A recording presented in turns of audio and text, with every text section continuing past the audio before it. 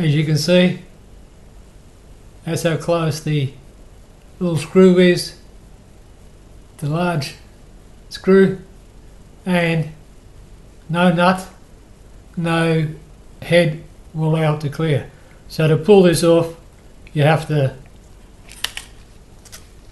loosen that screw off all the way so that you can clear. Another design problem, I'll show you the micro switch. Now another design problem is that they supply the micro switch, and it's a standard size one, and you have the terminals, the lugs underneath. Now for some reason they made the mounting hole about 2 millimeters below the height where those lugs would touch. So what you have to do, you have to bend them almost flat to clear so as you can put it down. Now the reason why they do this is that with the probe, when it comes along, touches the table, raises off the micro switch and sends a signal. It's in the lock position up the top. So the printer measures the table and says, yeah, half a mil out here, 1/1,000,000 of a mil out there, 10 mil out there, and so it works out how flat and level the table is. So that probe's fairly important. It needs to, in the home position, when it's not working, you put a cap screw on the table that sits up, it goes over, lowers it down, and it pushes it up, and the spring will then push it in the lock position. And that needs to be below the surface of what you're printing. So when you're printing, you're not hitting with the probe. So that's why that length and that distance and that goes up. There's a good amount between here and here. So they could have raised that hole up 2 millimeter, 3 millimeter, and it would not have affected that probing distance. But again, they design something, they then change another part, and they don't get back to changing the original part. So that's that stupid problem they could fix. And on the kit, they're supposed to supply 3 screws. These are the small, I think they're 2.5 mil, M2.5. But in my kit, there was only 2. Third screw is supposed to hold the spring. And the spring safety clip, you need to bend that one 90 degrees, certain distance up, it's about 10 mil, but I'll show you where to check it. And you cut that end off. So that then fits on there. And the bend is from when it's on the screw to the little hole there. Now that little hole was blocked. I could not get the pin through, and I tried with a small drill this end and a small drill break. You may find it difficult, and one way out is to get something like a paper clip, although this is smaller than a paper clip, and just hit the end, just flatten the end of the paper clip, and then that will make like a spear, like a drill bit, and then you just go backwards and forwards with the drill bit, paper clip, and that will clear out the blockage.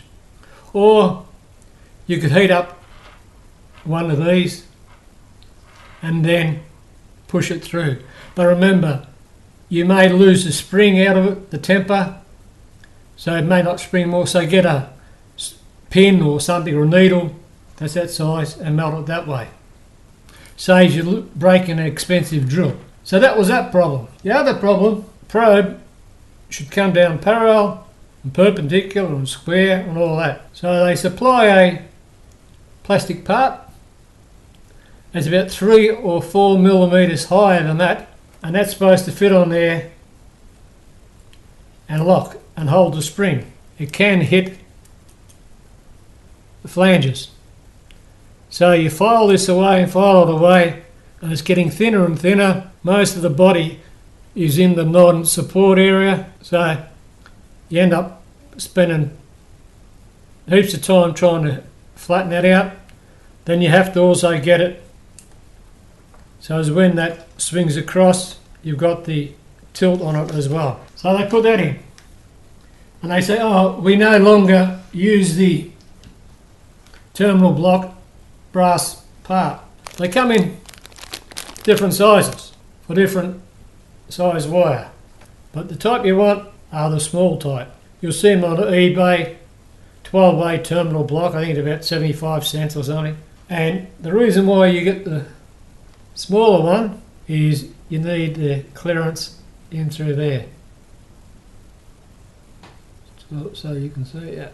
That then causes a problem with the spring. Because they're off centre, the spring will ride over and fall off the edge. Because remember, if you're probing and it hits, you'll get a false reading, or it could go down, could lock in position, and you're in trouble.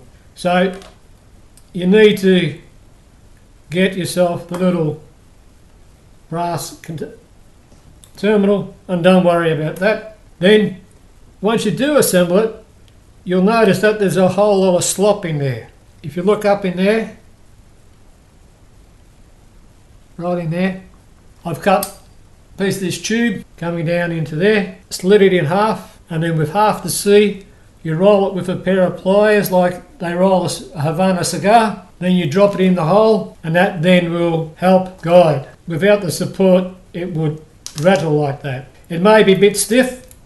This one's a bit stiff because I just fit it, so you may have to cut off another millimetre and try it and drill it. So that's how you overcome those wobble problems. To remove the assembly, you have to take off the spring and all that. But the way you set the spring is you push it up all the way to that clear position, and then you push the spring. See how the spring is starting to come off the edge, and that now has hit on the side. Can be slow to deploy it. Another idea is also to get a larger screw, because you unlock it by hand, it then does the test, it then goes back, pushes back up, and that spring pushes it back up. I plan to replace all that with a Hall effect. Just put a magnet on the shaft and the Hall sensor there when they come. And so much you have to bend the feet, those lugs. Now I soldered mine with the wire on the inside coming out, so as when it was squashed, the wires would be below the lugs. I also added a piece of safety heat shrink that will go across the red just in case it hits the negative. You will see there is a common, which is this one, normally open and normally closed. And what that means is that in the free state, from there to there is an open circuit, from there to there is a closed circuit. So when you press the button, the normally open closes and the normally closed then opens. So that's what you want. So what that means is no power, then when it touches it sends the power. Normally in limit switches, that type of thing, you always want the power going to it. That way, if the cable is broken, it then triggers a signal. And if you know that it's not in the right position, there's something wrong with your wiring. The micro switch has a long arm on it, which you have to cut off. Why? Because the position of that screw.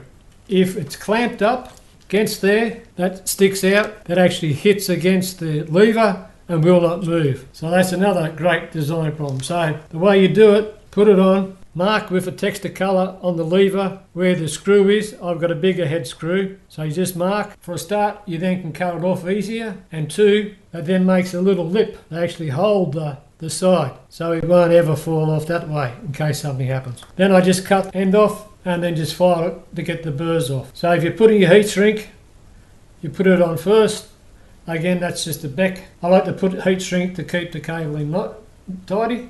So that's that problem. The other problem is, like I said, I never had any of the smaller screws. But also, the problem with the screws they supply is there's a lot of slack in there. So a 3mm screw is too big, and a 2.5 is really too small. So what do? Well, you use a 440 UNC, which is American threads, screw. And how do you know what a 440 UNC screw looks like? Well, if you ever had a printer parallel cable, that type of thing, that thread there is 440. You will also find them on computer parts that are mainly American. You find what this screws into, the nut, you find a screw and it fits in. So I just open it up and I got the larger one off a hard drive. It's got the squarer head and that stops the spring from tilting over that way.